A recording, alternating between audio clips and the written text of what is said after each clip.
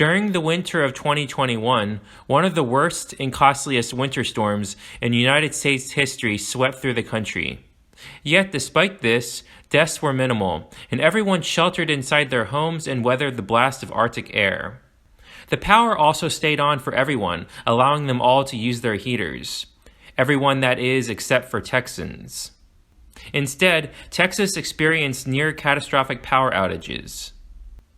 Between 250 to 800 people died in Texas from various causes related to the cold weather, but there could have been thousands of unreported deaths indirectly caused by the events. What is most horrifying is that there could have been tens of thousands of deaths or more if the power grid in Texas collapsed, which would have left Texas without power for the remainder of the freezing weather and for weeks and months afterwards. An entire state with its 30 million inhabitants would have had to stave off hypothermia with heat generated from fire and from whatever warming shelters that may have existed running on generators. In a chaotic scramble for these limited heat sources, tens of thousands could succumb to hypothermia. Texas also would be entirely reliant on surrounding states and the federal government for food and water during this entire time. This factor would have added many countless deaths to the death toll. How could the energy capital of the world experience such near catastrophic power grid failure? Join me as we explore these questions in this terrible natural disaster.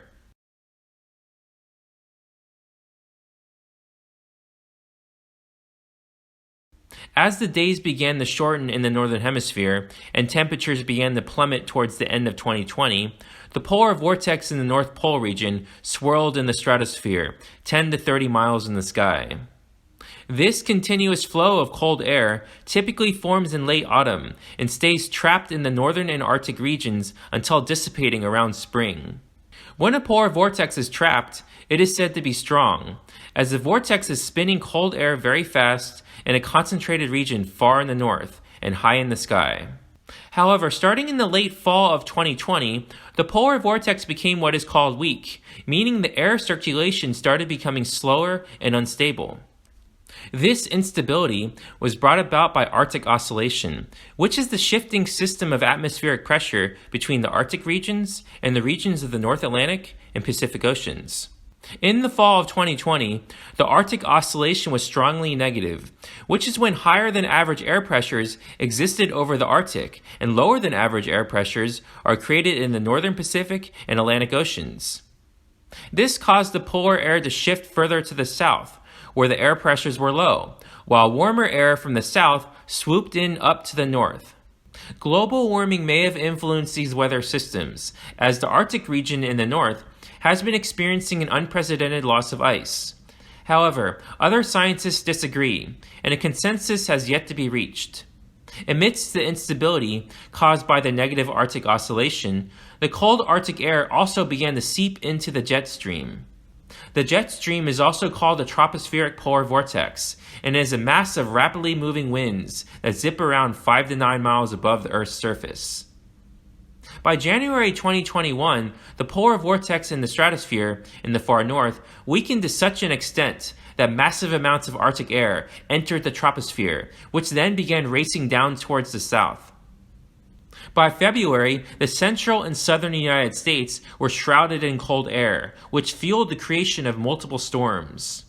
By February 10th, one of these winter storms had enveloped Texas, prompting electric utility crews to remain at the ready to address any issues. On February 11th, sleet and freezing rain fell all over Texas' northwestern counties, prompting a winter weather advisory to be issued in that region. As the temperatures plummeted, the natural gas being siphoned along pipes by energy companies began to freeze. In particular, many wellheads where the gas was released for use froze, as the equipment was not properly designed to deal with extreme cold. As the sun began to rise in the morning, many roads in Texas were now iced over after a night of freezing rain. Numerous vehicle collisions and pileups occurred all over the state, the worst of which was the 133 car pileup in Fort Worth, which resulted in 6 deaths and remains the worst in the state's history. On February 12th, Governor Greg Abbott issued a disaster declaration in all of Texas's 254 counties, as the Texas Division of Emergency Management began to deploy multiple state agencies to address emergencies. The Railroad Commission, which regulates Texas's oil and gas infrastructure, ordered extra gas deliveries to be made to homes. However, this would only aid those that had homes heated with gas, and not for those with electrical heating. By February 13th, the severe cold was now disrupting 22 gas processing plants, which prompted 38 gas plants to either completely shut down or reduce their gas production. Gas power plants that were not properly winterized became unstable during the extreme cold conditions, as they led to hydrate formation in the piping of the plants, which is when ice crystals begin to form in the natural gas and water mixtures. This can lead to pipes bursting and other catastrophic damage to other costly equipment. With the flow of gas obstructed and no place else to send it safely, many plants vented or flared it out, producing around 1.6 billion cubic feet of methane within 24 hours. Likewise, coal and nuclear generators that were not properly winterized became unusable, as lines, valves, and other equipment began to freeze. The piles of coal at the coal power plants froze, hindering operators from feeding coal into the plants, while in the nuclear reactors, sensors on water feed lines froze. Renewable energy sources like wind turbines stopped working as ice formed along the blades. Industrial plants, the majority of which are in the Houston region, and that produce products that come from oil and natural gas, shut down their operations abruptly, which caused a very large amount of pollutants and climate-warming gases to be released. On February 14th, Valentine's Day, the need for electricity and gas skyrocketed as people began heavily using their heaters. In a desperate plea, the Electricity Reliability Council of Texas, or ERCOT, a governmental entity which manages Texas's power grid, asked all Texans to conserve electricity. To make matters worse, most homes in Texas were outfitted with electric heaters, which are incredibly inefficient compared to the types of heaters in use in homes in regions that frequently have cold temperatures. As the day drew to a close and the morning of February 15th crept in, ERCOT announced that their system was logging a record of 76,819 megawatts of power usage. ERCOT warned Texans that there would likely be rolling outages the rest of the day and through the next day. The term rolling outages implied to many that they would only be without power for several hours at a time, and many hoped that this would be the case, as historically in past situations, this is what the term meant. To avoid a complete and total shutdown of the entire grid, or a blackout, ERCOT at around 1 a.m. ordered the electric companies around the state to stop the flow of their power to certain areas of the state. Areas that were deemed critical, such as hospitals, were ensured a flow of power regardless. Throughout the day, ERCOT ordered the energy distribution companies to continue restricting the outflow of power at ever greater amounts, hoping to reach a balance between supply and demand. By the end of the day, snow began to fall on much of the state, and 3.6 million homes and businesses had no power. By this point, officials at ERCOT were scrambling to ensure that the rolling blackouts were enacted, as the grid was now spiraling towards catastrophic failure, which would leave nearly all 26 million Texans without power for months. A collapse that would take an unthinkably long time to fix, especially given the deadly nature of the cold. ERCOT based these decisions on the warning signs that large amounts of energy supply were dropping off the grid, as natural gas-fueled power plants and wind and coal energy sources went offline, while at the same time demand for energy continued to skyrocket as residences and businesses used their heaters. This mismatch between available supply and rising demand is highly dangerous for a grid, because when consumers are connected to a grid and use more than what the grid can supply, vital equipment will erupt into flames, substations will blow up, and power lines will stop working. It will also lead to turbines at power plants to start spinning at speeds that will lead to costly damages. All these damages are never actually supposed to ever occur, as the entire grid system is designed to shut off automatically after a 9-minute countdown if power supply falls to catastrophically dangerous levels. During the countdown, the system takes humans out of the picture and begins shutting down portions of the grid automatically until the system reaches a safe balance between supply and demand. Given the extreme circumstances, with the power supply dropping off so fast, this automated safety apparatus may not have worked, as the imbalance between supply and demand could have become catastrophic within the 9-minute countdown. A total shutdown of the entire grid, from either an automated shutdown designed to prevent the damage of vital infrastructure, or from catastrophic damages sustained from an imbalance between supply and demand, would both leave nearly all 26 million Texans in the dark for weeks or even months. This is because after an entire grid shuts down, it needs to undergo something called a black start in order to be fully operational, whereby only small portions of the grid would be able to be restored at a time, a process that could take weeks or months. Therefore, at this point, ERCOT knew that quick-thinking human decisions would have to be made to avoid catastrophe. ERCOT frantically called energy service providers around the state, ordering them to sever the power they were giving the customers, as the countdown timer on the system that would begin shutting down everything automatically was seconds away from zero. At the last few seconds, enough power supply was finally cut off from customers, causing the available supply to shoot back up to safe levels. Catastrophe had been narrowly averted, but for the remainder of the day and the next, the grid was dangerously unstable. Despite there being a limited connection to the grid in the eastern United States and with Mexico, these out-of-state grids were unable to help much, as they were already being taxed by the same storm systems. Texas's power grid has been separated from the rest of the country for a long time. This was done with the express purpose of wanting to avoid federal regulations. However, it quickly became clear to Texans that this was a hindrance during the current crisis, as their state was not able to import sufficient electricity from other states. In the 1990s, the electricity market of Texas was almost completely deregulated, which meant that many different energy businesses began to compete over the production and distribution of energy in the state. Within Texas's island of electrical power, energy producers are managed by ERCOT and only profit from the electricity they produce. Customers in turn have the ability to customize their energy plans.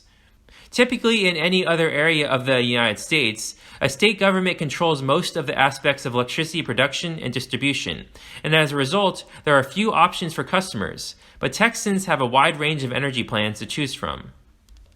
A consequence of the deregulation of the electricity market was that energy companies deprioritized winterizing their equipment.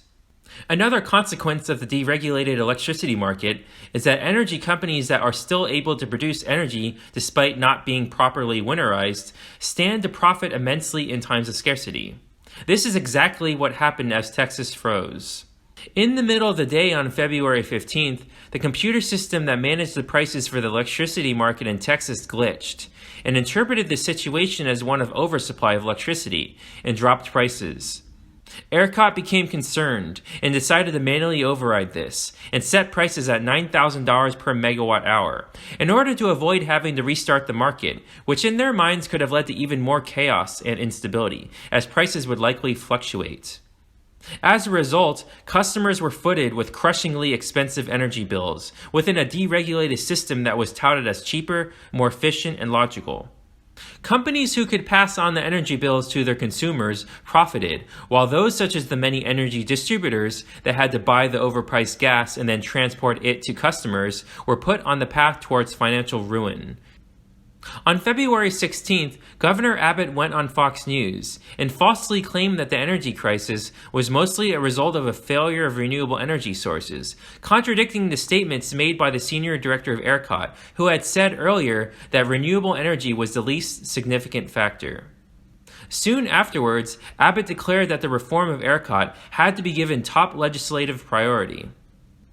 As snow fell upon Texas, and as temperatures hovered between 5 to 15 degrees Fahrenheit, its citizens who were without power shivered uncontrollably within the walls of their own homes, as Texas homes are not insulated properly for extreme cold conditions, as they are designed more for warm and humid weather. No amount of layers, blankets, burning firewood, or space heaters running on batteries seemed to be able to keep out the cold, and people continued to shiver despite it all. Some could not take the constant feeling of cold any longer and resorted to dangerous means to keep themselves warm, such as attempting to warm themselves in their turned-on cars with the garage door closed, or by running generators inside their homes. These attempts led to an estimated 300 deaths from carbon monoxide poisoning. The silence that greeted those when they stepped outside during the power outage was surreal, especially if one was in the middle of one of the big cities of Texas, as everyone except for essential workers were off the roads and at home trying to stay warm. Contrary to what one might think during a power outage, millions of Texans also lost access to clean water, as many essential pipelines that were not winterized and that were carrying water to entire regions either froze over or burst, creating disruptions and shortages in the water supply. In many regions, the water was completely shut off to avoid further catastrophic damage, and when affected Texans turned on their faucets, nothing but a gurgling noise emitted. The water also became contaminated in many areas due to bacteria growth in the pipes caused by low pressure. This in turn was caused by infrastructure designed to regulate the pressure going offline. Millions were forced to boil water, which was difficult if one did not have power in the first place to boil the water. Texans had to use alternate water sources, such as bottled water, and even collected snow. Bathing had to be entirely postponed until an uncertain point in the future.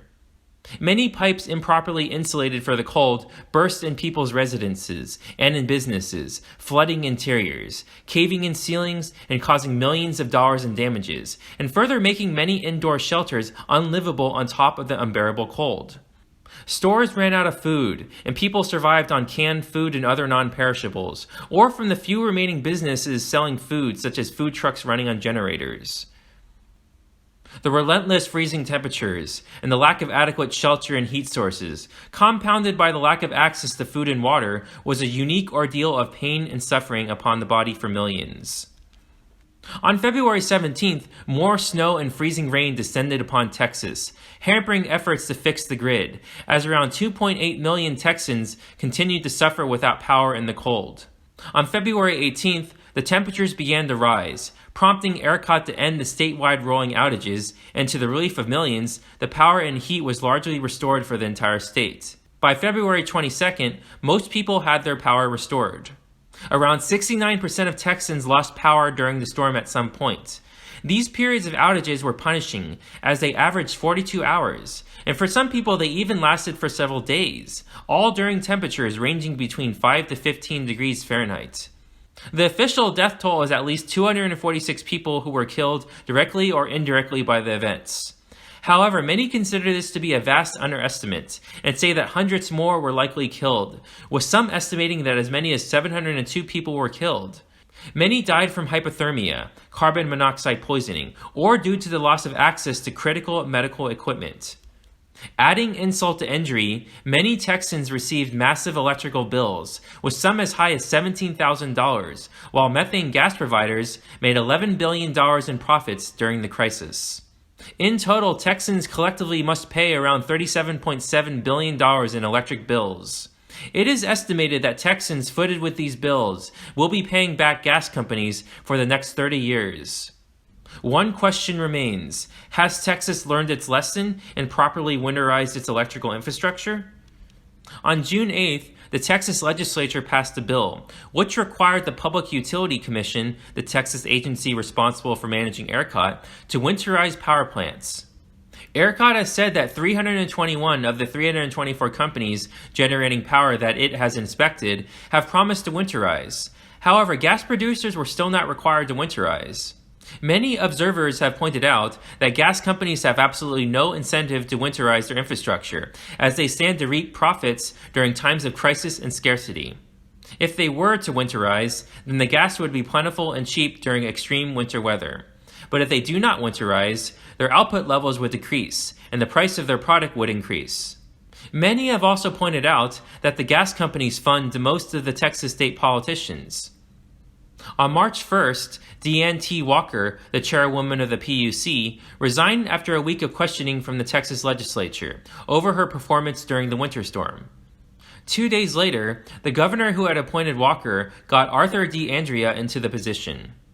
However, DeAndrea's tenure was short-lived, as on March 9th he told utility investors that he would do everything in his power to ensure they got the profits that were made during the crisis. A week later, this call, which was recorded, was leaked to the media. 2 hours later, DeAndrea resigned. In March, 2 bills were introduced in the Texas state legislature, which were designed to prevent another energy failure event during extreme weather conditions, but both of them failed to pass. Throughout May and June, legislation was passed, which sought to compel important energy infrastructure to weatherize, and the state assumed greater control over ERCOT. But these measures failed to fix anything. Seeking a measure of justice, lawsuits have been filed against ERCOT, citing their deliberate ignoring of repeated warnings of weaknesses in the state's electric power infrastructure. ERCOT has thus far avoided having to face these lawsuits, arguing that the legal fees that they would have to pay would disrupt key government services. Despite the lawsuits, investigations, and legislation, little else has been done or has changed in the electrical power infrastructure. Texas remains vulnerable to power grid failure in another winter storm. A future extreme winter storm in Texas could be even worse than what occurred in February 2021, as during that event the grid was only seconds away from catastrophic failure, as officials scrambled to shut off power to consumers. Given the chaos and unpredictability of the events, and the apparent increasing frequency of extreme weather events around the world, it is not a stretch to say that the next winter storm could lead to a complete shutdown of the grid, putting nearly all 26 million Texans in the dark for weeks and months, as the grid is slowly rebooted. During the hypothetical situation, millions would have to suffer in the extreme cold conditions, with no power for the entire duration of the storm. Compounding this misery would be a lack of access to drinkable water. Convoys of trucks escorted by the National Guard would have to deliver fuel to generators to keep hospitals and other essential services working. Once the freeze lifted and the roads became safe again to drive upon, those not near the border of a neighboring state or who did not have enough gas in the tanks of their cars would be unable to make it to other states with power, as even gas pumps operate on electricity. An unthinkable scene of tens of thousands of people walking upon roads to other states may play out. Thanks so much for watching. If you enjoyed my documentary, don't forget to like and subscribe, and check out my Patreon page at patreon.com/World Chronicles.